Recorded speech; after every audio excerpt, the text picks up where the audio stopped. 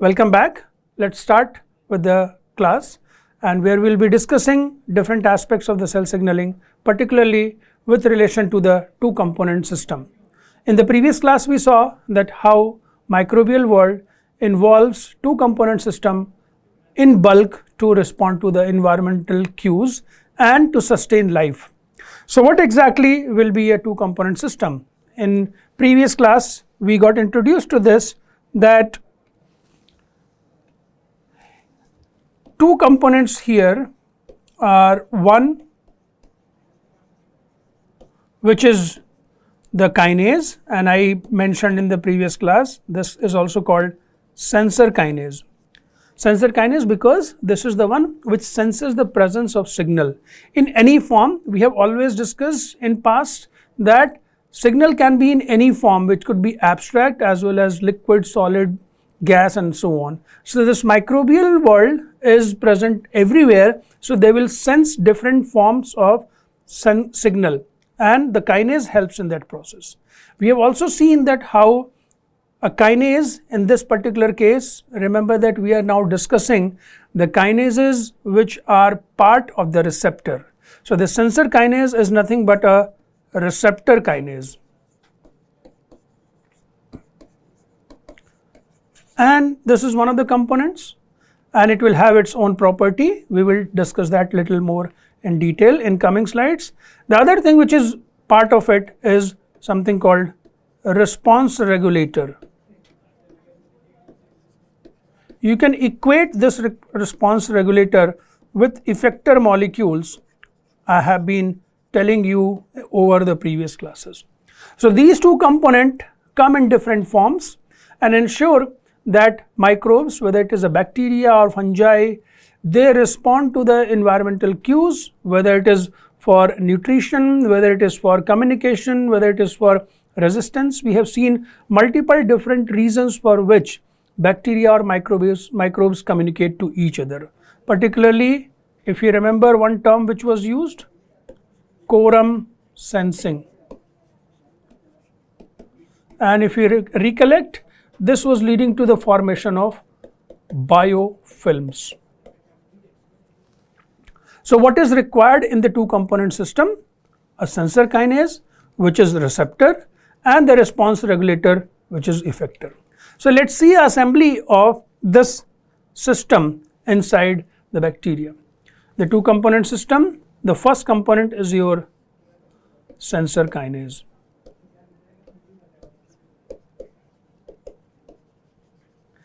And as I mentioned in the previous slide, that it is your receptor kinase. In couple of previous classes we saw that how different types of kinase activity could be there, and particularly in microbial world this receptor kinase activity is directed towards the histidine residue.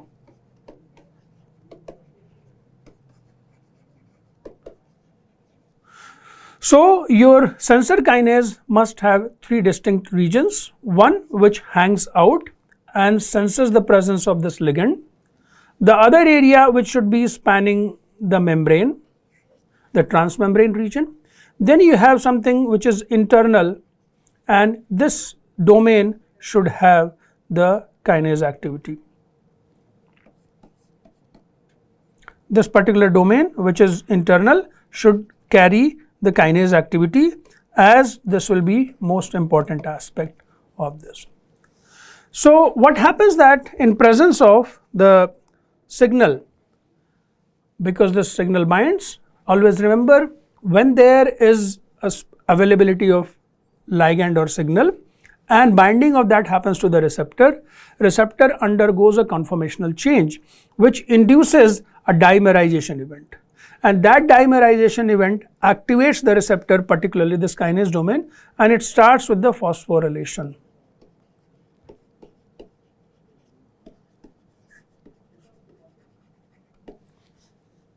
Now when this receptor is activated, it is phosphorylated, it recognizes an effector molecule. Here shown in blue color, this effector molecule will receive this phosphate group and it will activate the signal. So depending on the availability, remember in previous class I told that our cells are nothing but a smartphone, and different availability of different protein is equivalent to presence of applications in your smartphone. So if this particular effector protein is present, it probably will mediate some activity like protein-protein interaction, or it can bring the structural change in the protein. Remember that phosphorylation event started at the membrane and it will be eventually going inside the cell. So this is one way by which one of the effector mediates the process. What else can happen? If you have a response regulator which has additional domains, what it will do? It will actually give more activity to the system. So now you think about another response regulator as shown here. It has a domain. This P represents the phosphorylation which happens in this particular domain. Then you have additional domain, and this additional domain can come with any property. Remember, we have seen that how the effector can have property to mediate cytoskeletal changes, it can have property to have kinase activity or enzymatic activity, or it can be a transcription factor. So if this domain brings a particular property, accordingly the response will be mounted. So here we can say that response 2, in response to the signaling which is started at the receptor, it activates the system and directs it to the area where response regulator's additional domain is functional. Now let's see this particular thing which can happen inside the bacteria, or how this entire two component system works. Simply we can say that we have a receptor which is on the membrane. It binds to the ligand, and this ligand binding will activate the enzyme which is the kinase activity, histidine kinase activity. So it will phosphorylate the histidine residues in the receptor.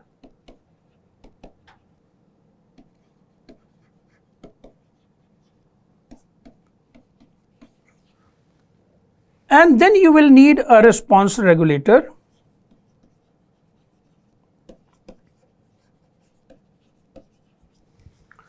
on which this phosphate group is transferred. I have been telling you until now that the kinase which is activated can phosphorylate the next molecule, signaling molecule, effector molecule. This is a very unique scenario where first histidine residue on the receptor C-terminal tail is phosphorylated, and eventually this phosphate is transferred to the response regulator. So which way the response moves, that is something is important to understand. So if you consider the receptor, consider this is its C-terminal tail, so it should have a histidine residue here. Binding of ligand happens somewhere here. In response to this, what will happen? A phosphate residue will be added up here. Now the signaling will move forward when it finds a response regulator, and that response regulator must have a conserved residue which is called aspartate. The phosphate group from histidine is transferred onto this aspartate residue. So the signaling is moving forward because of this phosphate group moving from one residue to the other residue. And what is conserved in this process is that movement of phosphate group happens from histidine to aspartate. You can think about a scenario where there is another histidine available, so this phosphate will move to the histidine again. And quite often you will see that this movement of phosphate group is reversible. Given the condition, the phosphate group can move back to the histidine from where it started. Or you can have the phosphatase activity which will specifically remove the histidine phosphate group and make it inactive. If you further look into the arrangement of domain in the kinase, what is already known is that there are three distinct domains which you need. If we consider that this is extracellular and this is intracellular.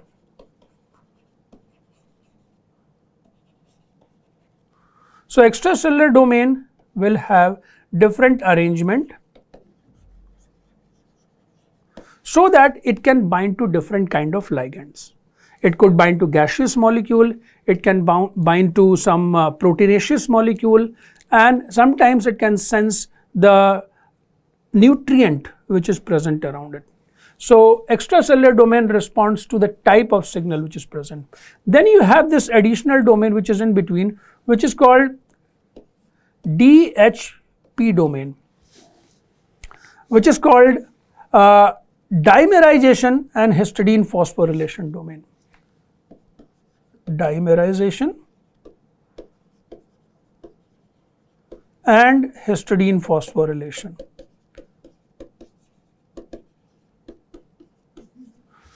Which means that this domain will carry the conserved histidine residue on which phosphorylation happens.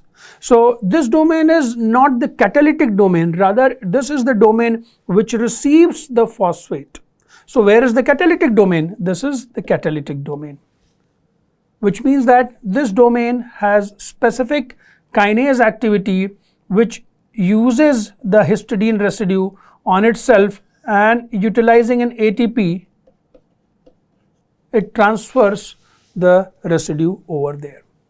So basically, as soon as you have signal present over there, ligand binds to it, it will eventually activate the catalytic activity of the receptor, and utilizing the ATP, this catalytic domain transfers the phosphate group onto the histidine residue. So this is how initial steps of the signaling will be maintained. Remember, there you are looking for basic minimum three domains, and the most diverse in this case will be the extracellular domain, because this is going to bind and recognize different kinds of signals. What is constant here in general is the catalytic active domain, because it has specificity towards the histidine phosphorylation. What you must have in these receptors, receptor histidine kinase or sensor kinase, as I told earlier, this conserved histidine residue, so that a phosphate can be transferred onto that. Now when you look further and say that how this domain will further activate things, what will go on? So over there you will find that there are different response regulator which come into picture. So the response regulator, if you talk about, and if you notice or remember the first slide, there you saw that there could be a simple response regulator, it was written P, and there was another response regulator where P and additional domain was present. So response regulator must have at least this domain where a conserved aspartate residue is present. So remember, in the previous class we discussed the idea of domain. It must be having minimal sequences which can fold and retain the functionality. So if you think about this domain, it actually folds back on, it actually folds and ensures that this aspartate residue is available for phosphorylation. One thing you would notice is that here in the second event, where the phosphate group from the histidine, which was part of the receptor, this utilized the ATP, but when this phosphate is now present on the aspartate residue of the response regulator, this event is not utilizing ATP, rather this is the transfer of the phosphate group from histidine to the aspartate. So if you have a simple domain which has conserved aspartate residue where phosphorylation can happen, this can eventually affect protein-protein interaction. What it means that once there is a receptor which senses a signal outside and induces the signaling inside, it finds a response regulator with this minimal domain carrying the aspartate residue. Phosphorylation happens, which changes the property of this response regulator, which means that it can activate or increase the affinity of this response regulator to another effector molecule, or it can disengage an existing interaction which this response regulator was showing. So this is a very simple way of regulating the response downstream to the signal. Other way the response regulator can be functioning is having additional domain. This additional domain will be responsible for how signaling is moving forward. Rather than just affecting the protein-protein interaction, this domain can direct what is the consequence of the signaling. In many cases where you have these kind of response regulator, consider a minimal domain where this aspartate residue is present. You saw for the receptor there were three distinct regions, one which was extracellular and binding to the ligand, one domain which was called DHP, dimerization and histidine phosphorylation, and the internal cytoplasmic tail had the catalytic activity. Here, this domain which has the aspartate residue, you remember what will happen here? The phosphate group will move from the receptor. That is why this domain is often referred as receiver domain.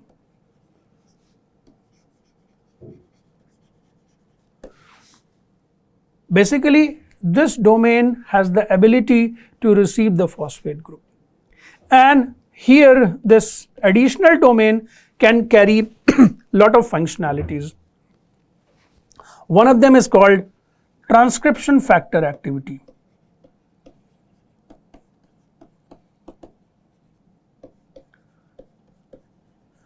Basically, when such a response regulator is chosen by the receptor for phosphate group transfer, it will activate this molecule.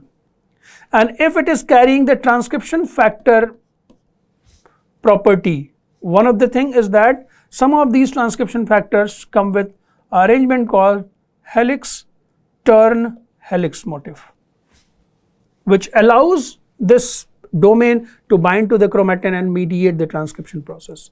So basically, when this molecule is activated, it will lead to the transcription. Remember when we saw the consequences of signaling? One of the things was that it activates transcription factor and allows the transcription to happen. Then other thing could be that there are some of the response regulator here which have, in addition to the receiver domain, they have something called ATPase activity.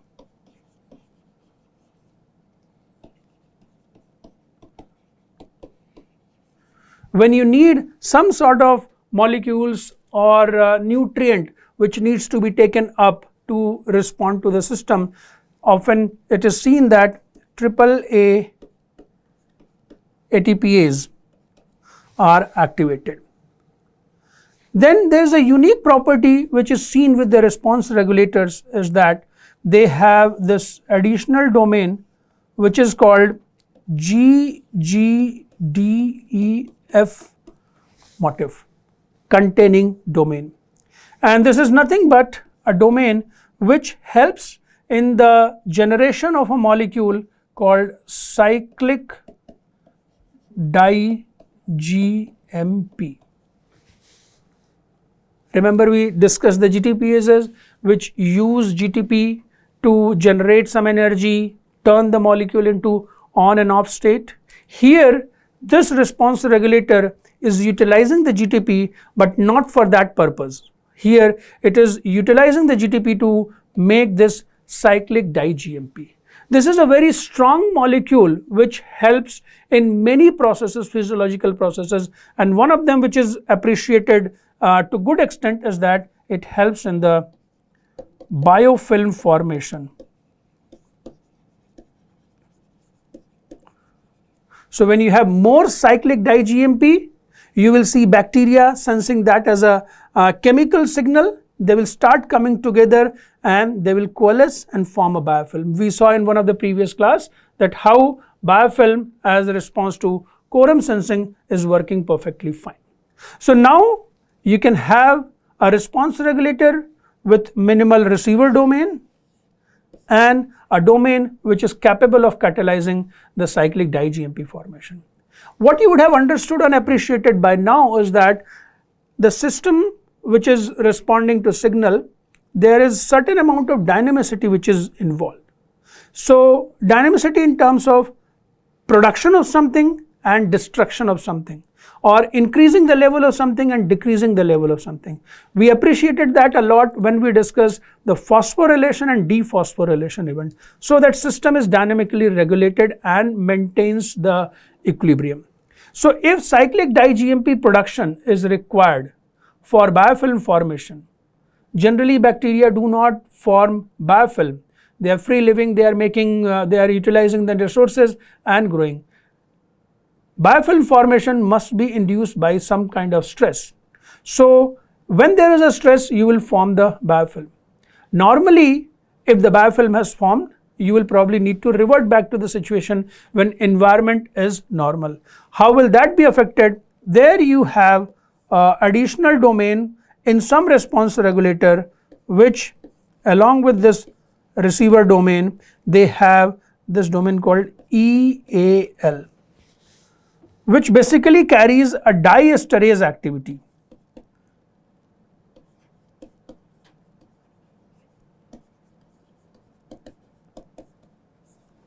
So what this diesterase activity will do, it will break down the cyclic molecule into linear molecule.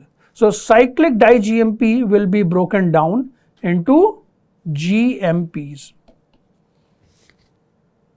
So you will have cyclic molecule produced in response to some signal. Now when the signal and its message is conveyed and the environment comes back to normal, you will probably like to break this cyclic di-GMP. You will probably like to break down cyclic di-GMP into the monomeric version and utilization of this for further production of the GTP. So this process of cyclic di-GMP being broken down to GMP can happen in two ways. One is that you directly produce two GMP molecules, or you first produce GMP linear dimer. From there you break down into the single GMP molecule. So this is how two different contexts of same bacteria, its surrounding will be mediated by the presence of two distinct type of response regulator carrying additional domain. One takes the reaction in forward direction, formation of biofilm, other one takes it in backward direction where it dissolves the biofilm. So if I say that what basically bacteria will end up doing and responding to the environmental cues or stresses and due to the presence of two component system is that you can think about a receptor here,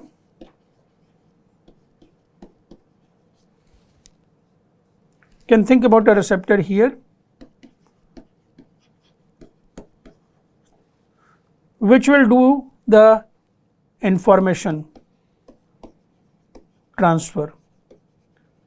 What you understand from information transfer is that the signal which is received on the external surface is communicated inside. This receptor will now, through its histidine kinase activity,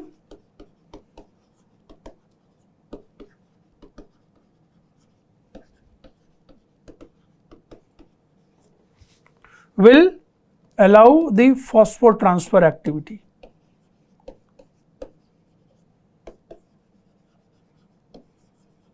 Through histidine kinase activity, histidine will be phosphorylated and with phosphotransfer activity, the aspartate residue will be phosphorylated. And this phosphorylated aspartate can have multiple consequences depending on what kind of region in addition to that it has. One such response is seen in bacteria when they respond to environmental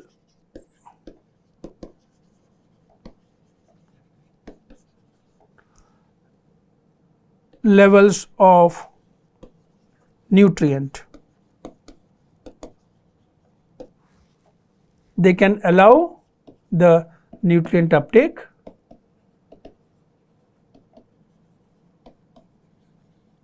They also help in movement. Remember the cytoskeletal reorganization? So what it happens that if there is nutrient availability is poor, because of this activity, the bacteria will start moving. It has, suppose it has a flagella, so it will start moving in the direction where there is more nutrient. So nutrient availability will be something which will be easily found out in here. And always remember that in this two component system, the two components we are talking about are receptor and the response regulator. Receptor histidine kinase, sometimes response regulator, that aspartate residue, they are also referred to as aspartate kinase.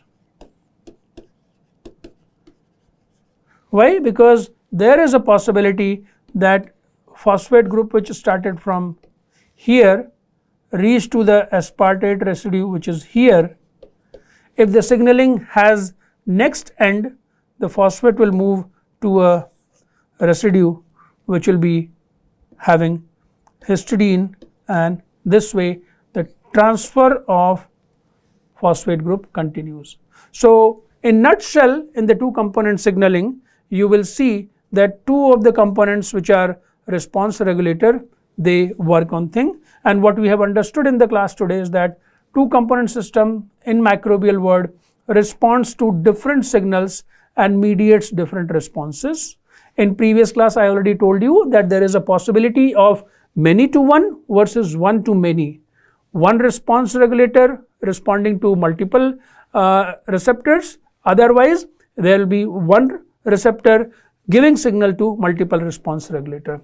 And these two component system kinases, they represents the case of receptor histidine kinase, and they can come in multiple combinations to ensure that what is the need of the microbe that is met because of the signaling going on the right track. Thank you.